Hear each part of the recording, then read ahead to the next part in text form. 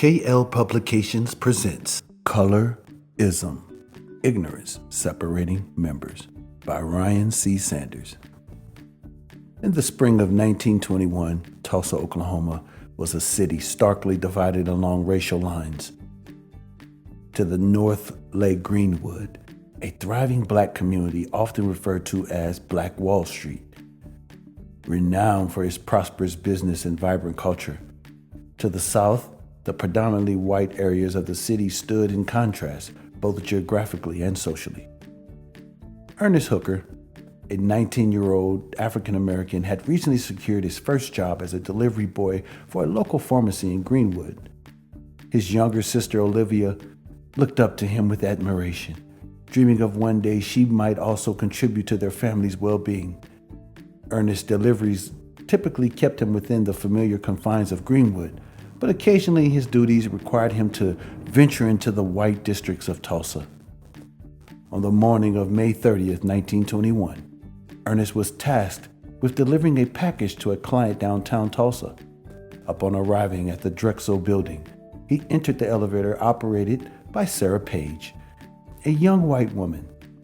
The details of their interaction remain unclear, but as the elevator doors closed, a sudden jolt caused Ernest to lose his balance, inadvertently stepping on Sarah's foot. Startled, she let out a scream. The elevator doors opened to reveal a white clerk who, upon hearing Sarah scream and seeing Ernest, assumed the worst. Without seeking clarification, the clerk accused Ernest of assaulting Sarah. Panicked, Ernest fled the scene, returning to the safety of Greenwood. News of the incident spread rapidly through Tulsa. The Tulsa Tribune published an inflammatory article that afternoon, alleging an attempted rape and hinting at a possible lynching. By evening, a white mob had gathered outside the courthouse where Ernest was rumored to be held, demanding immediate justice.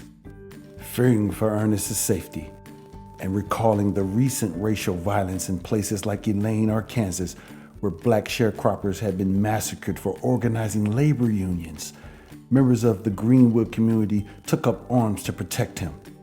A group of black men, many of them World War I veterans, marched into the courthouse to offer their assistance in guarding Ernest. Their presence was met with hostility, and a confrontation ensued. A shot was fired, its origin unknown, and chaos erupted. The white mob, now incensed, turned its wrath toward Greenwood. In the early hours of May 31st, they descended upon the district, looting businesses, setting homes ablaze, and shooting residents indiscriminately. The National Guard was called in, but instead of quelling the violence, they detained thousands of black residents, including men, women, and children, in man-shift internment camps. Ernest was among these captured. Separated from his family, he was held under armed guard, uncertain of his fate. Olivia, along with their mother, sought refuge in a church basement, listening in terror to the sounds of gunfire and crackling of burning buildings above. By June 1st, the massacre had left Greenwood in ruins.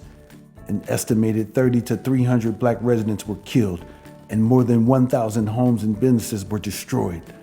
The once thriving community lay in ashes, its survivors traumatized and displaced. In the aftermath, the official narrative blamed the black community for the violence. No white individuals were held accountable for the atrocities committed. Ernest, along with many others, was released from detention, but returned to a neighborhood that no longer existed. The Hooker family, like countless others, faced the daunting task of rebuilding their lives from the ground up. Olivia, inspired by the resilience of her community, vowed to pursue a path that would honor the memory of the lost and contribute to the fight against racial injustice. The events in Tulsa were not isolated. Similar acts of racial violence occurred during this period, including the Rosewood Massacre in Florida in 1923, where another black community was decimated based on unfounded accusations. These incidents underscored the pervasive ignorance and prejudice that fueled such atrocities, highlighting the urgent need for reconciliation and understanding. Ernest's stories serve as an acute reminder of the devastating impact of racism and its importance of confronting our past to build a more just and equitable future. Thank you for listening. Please subscribe.